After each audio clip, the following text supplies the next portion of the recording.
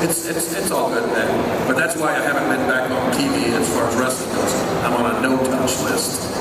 So don't touch me. I see you stand there. What are you, a stalker? Why are you here? What's this guy? He's one of our co-hosts. I know. But you need to talk. Say something. How's it going? It's good. It's all good. We only have a few minutes with you, but I wanted to ask you about the King. The history of the King through wrestling is one of the, I don't want to say gimmicks, but one of the traditions that's been around for a long time. When I grew up... What you say, it's one of the gimmicks. It's been around. You're right, it's a gimmick. No, I said... Everything in wrestling is a gimmick. I said traditions. Growing up, at least up in New York there, the first exposure I had to the King was Harley Race through WWE. He was a Johnny-come-lately.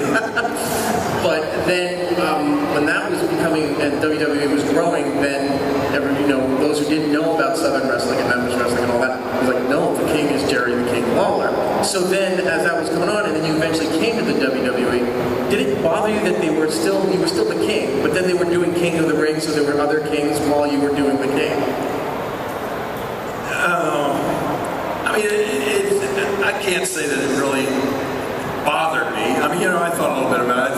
But I always looked at that as imitation, sincerest form of flattery. The way the Harley Race King moniker came about was, I mean, Harley didn't even want to do it. He hated doing that. I mean, if you knew Harley Race personally, I mean, he was one of the very few gimmick people. I mean, Harley was old school.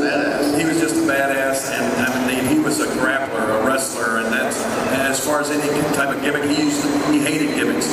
But the truth of the matter was, the WWE was in the process of kind of expanding, taking over the wrestling universe, if you will, all across the country. And one of the few remaining territories that was still in business was our Memphis or Mid-South territory down in our area there. And so when they came in to promote wrestling in our area, they realized that, and what happened with WWE at that time, they were able to steal away, not really steal, but most of the wrestlers themselves wanted to go and wrestle for the bigger promotion because they were the ones that were seen on national television. Right. So they wanted that wider exposure. So the guys would jump ship, just like, for instance, the AWA. I mean, Hulk Hogan was in the AWA. Bobby Heenan was in the AWA. That was owned by Vern Gagne. That was his territory up in the Northwest. And these guys were wrestling for him. But all of them jumped ship, went over to the WWE. And then when WWE came back into Vern's original cities, well, they had all the known talent, so people didn't know any different. They went to those shows and they drew big crowds. Well, when they were going to come into Memphis and our territory down there, I stayed. I still worked in there, and I was the main event,